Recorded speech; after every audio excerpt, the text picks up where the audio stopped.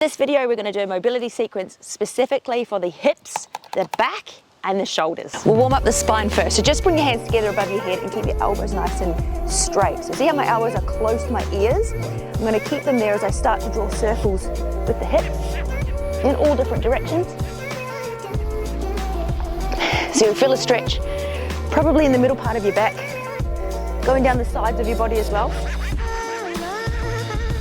I'm going to do a few in the same direction, and then I'm going to change to do the other way. So I'm just going to start this sequence by increasing a little bit of blood flow, especially through the back,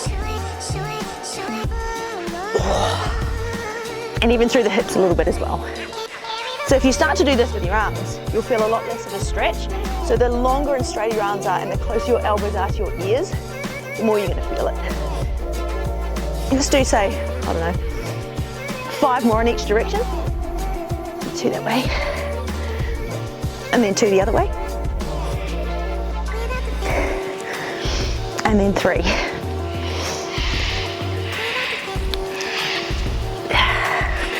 No more than that, because otherwise you start getting dizzy.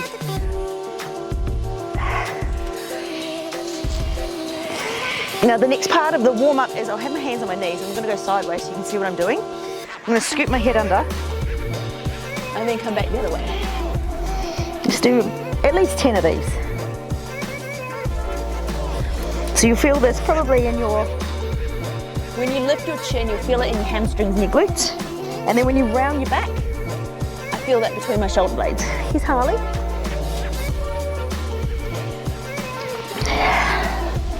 Now I always lose count, so I think I'm going to do maybe 4 or 5 more.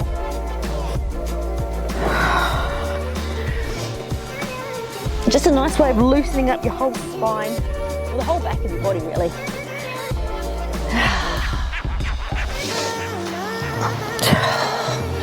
Couple more.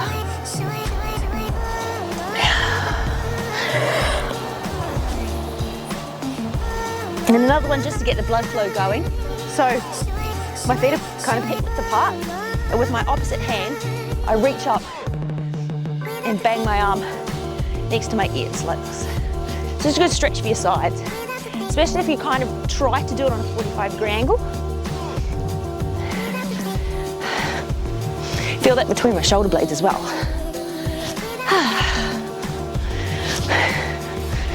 So when I'm doing mobility work, I try to not just hold static stretches, but do dynamic stretches in between, because they help to encourage the blood flow. And then when I do the static stretch, I feel like I can get a little bit deeper into it. So this is going to be all about loosening up the back, lengthening the spine. So that's the upper back and the lower back. Probably opening up the hips as well. I don't know, maybe 4, 5 more on each side. So you can see even this is just getting my heart rate up a little bit, which is what we want.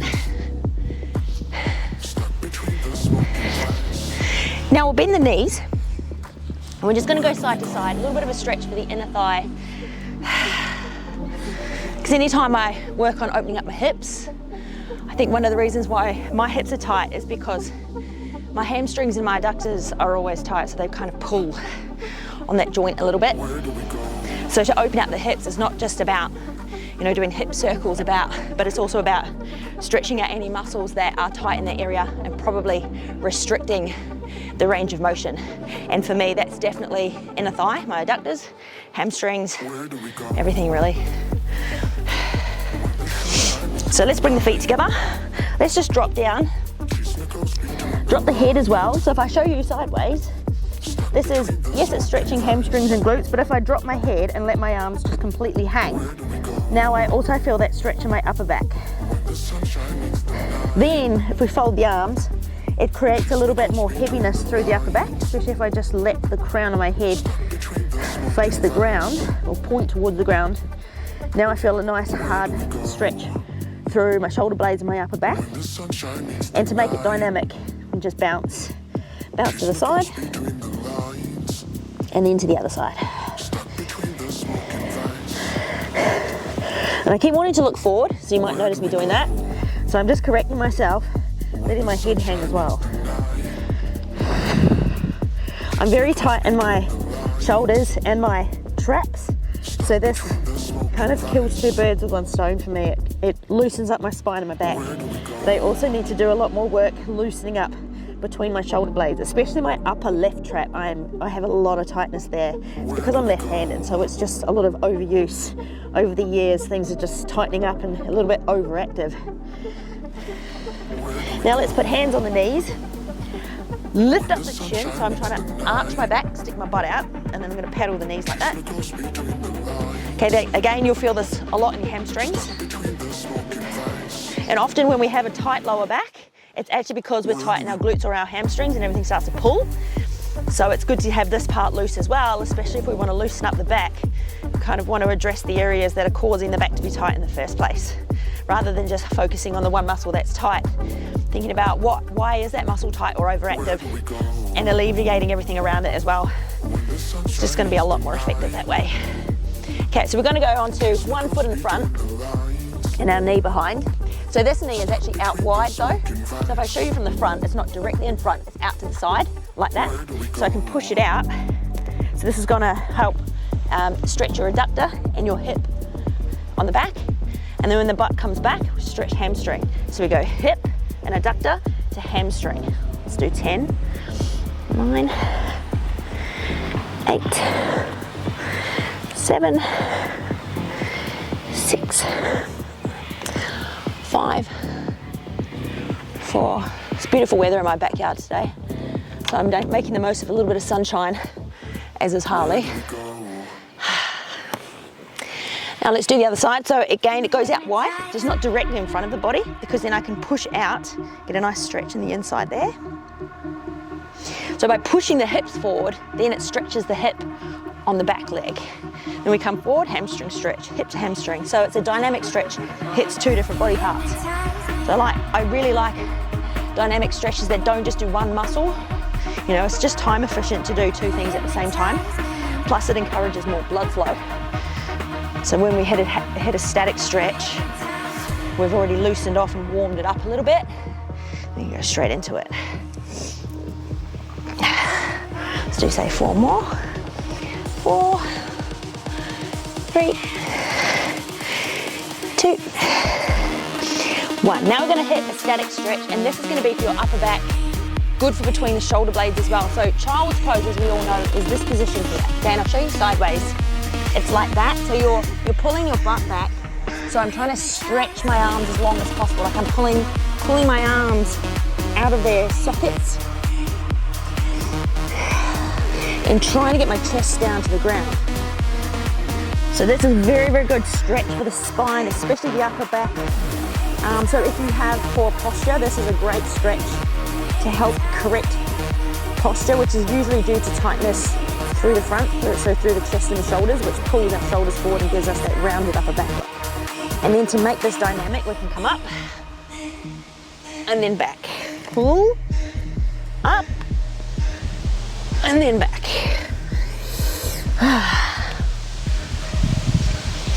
So when I lift up my chin and drop my stomach, I like to close my mouth because it helps me stretch all those muscles in the front of the neck, your throat muscles, which get very tight if you spend a lot of time looking down either at your phone or at a computer screen, which I do a lot of.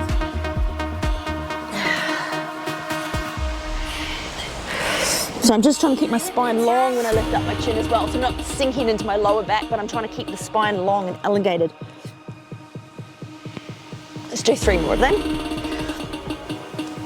And then we're going to hit a static stretch, which will be for between the shoulder blades. So very good upper back and rear shoulder stretch. 1 more. So it's still child's pose, but the arms, if I show you from the front, I'm going to have this arm all the way out to the side and then the other arm on the top of it. I'm going to pull my hips in the opposite direction. Let's hold it for 10 long seconds. 10, 9, 8, 7, 6, 5, 4, 3, 2, 1. Then we'll do the dynamic stretch. So hands in the middle, pull the butt back, and then come up. Let's do this 10 times before we do the other side. 9,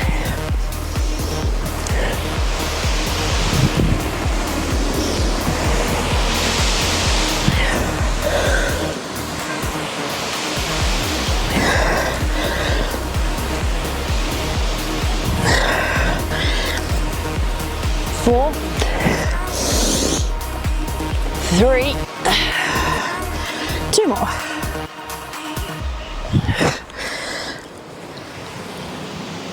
Okay, here we go. This arm out to the other side, the other arm on top. Pull the hips in the opposite direction. And let's hold it for 10 long seconds. 10, 9, 8, 7, 6, 5, 4, 3, 2, 1. Lovely. Now we'll bring our feet together. A little bit of hip opener next. Dynamic one, because we're focusing on hips and back, which are the two areas that give us a lot of grief when we hit 40 and above. So this one will be dynamic first. So put one hand on the ground. It's probably going to be your right hand. It's my left hand, but it's your right, because you're going to close your knee and then open out and push. Hello, darling. Yes, now he wants to sit on my leg. 9, 8, 7, 6, excuse you, 5, 4, for anyone's owned a Frenchie before, 3, they burp a lot, 2, 3, darling, yes.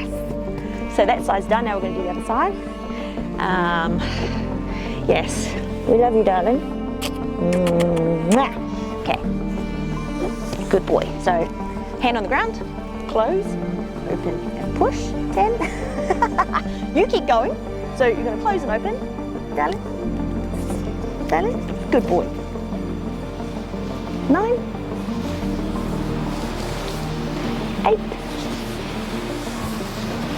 7, 6,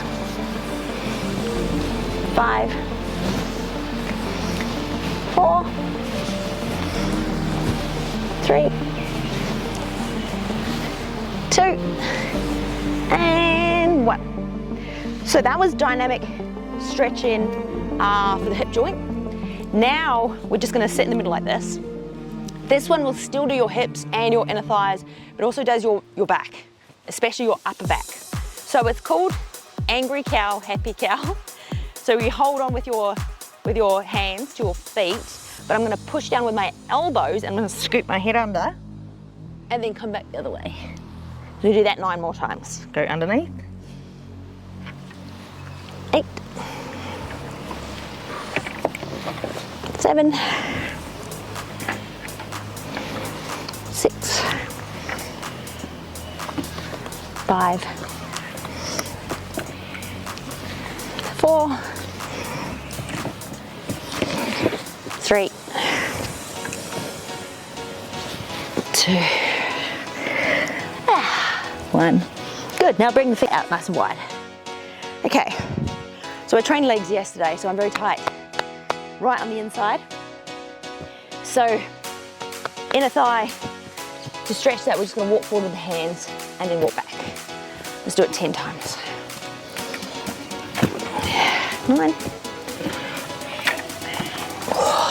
8. I'm trying to turn my toes out and away. So rather than coming in, they're going out that way. And I like doing repetitive sequences like this because as the nervous system starts to relax and not fight against you, you can probably get a little bit deeper and further into each stretch. And I heard a really good quote the other day from a yoga teacher who said, it's not about how deep you can get into a stretch, but about how much you're able to let go. So if you think about the muscle that's tight and not letting you get into the stretch, focus on that muscle. So create that mind-muscle connection, just like you do in your weight training. And then just imagine it letting go and relaxing. First few times you do it is always easier said than done. But if you breathe into it, you'll find you'll gently be able to get a little bit deeper because that muscle will start to relax and let go because the nervous system is not going to go into overdrive and fight it. Maybe 2 more.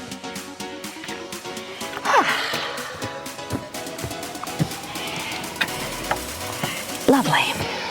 So now hips have had a good amount of stretching, mobility work. I'm going to bring the feet together again, work on the spine. So I don't know about you, but I get very tight through the front. So when you're tight through the front, what happens over time is you start to get long and weak through your upper back because that's the opposing muscle group. So we want to loosen up the spine, elongate the spine, but also work on opening out the chest. So we're going to do, lace your fingers together and bring it behind your head. And then to begin with, we're just going to go side to side without letting the elbows come forward. So none of that, but this as much as we can, is it will help open out the chest. So I feel very, very tight when I do this. I've done 2 on each side, I'm going to do 8 more. And to begin with, we are going to turn into rotations, but for now, we're just going to go side to side.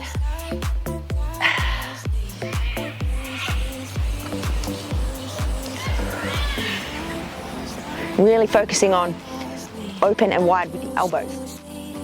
So you already feel that loosening off a little bit. It's always in the repetition. If you do something a couple of times, it doesn't really do anything. It's where you've got to keep repeating until your brain starts to trust your body and realizes that you can do more and you're not going to hurt or injure yourself.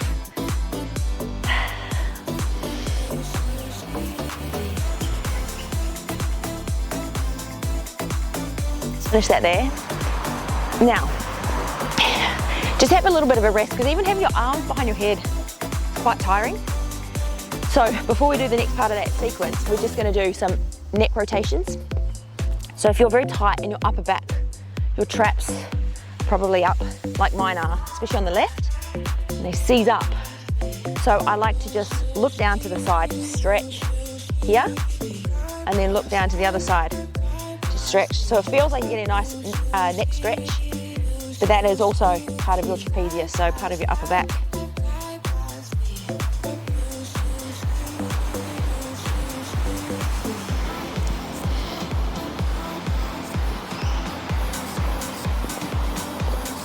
Maybe 3 more each side.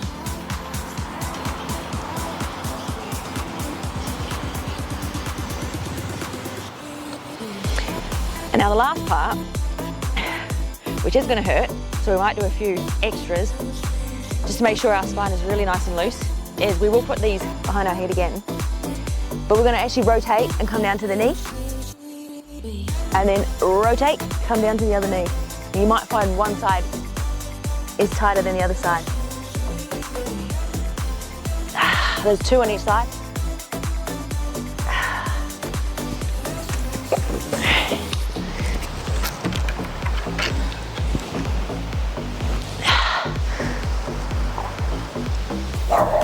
That's 5.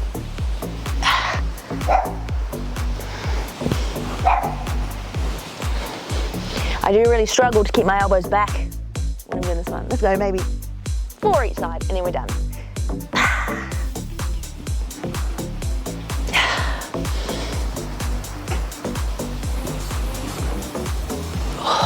2 more.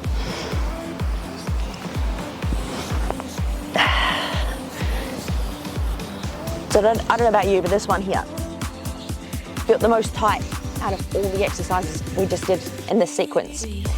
So I'm going to do some shoulder rolls. I'll probably repeat it one more time.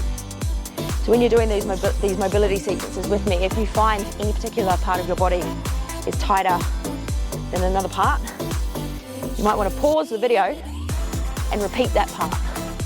So it does take your nervous system a little bit of time, especially if you're tight in an area. That's kind of, tightness is almost your body's stress response to something. So you've got to teach your body that it's okay to relax. And in order to do that, you've got to keep repeating. So I know my body needs more of that particular stretch I just did. So I'm going to do that one more time and then we're going to finish it off there for today. Hands behind the head, elbows out and back. Rotate, elbow down to the knee. Rotate, elbow down to the knee.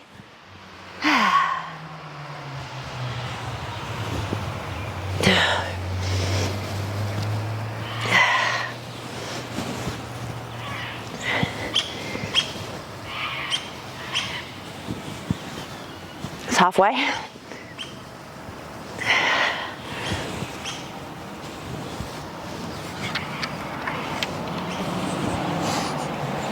Three more.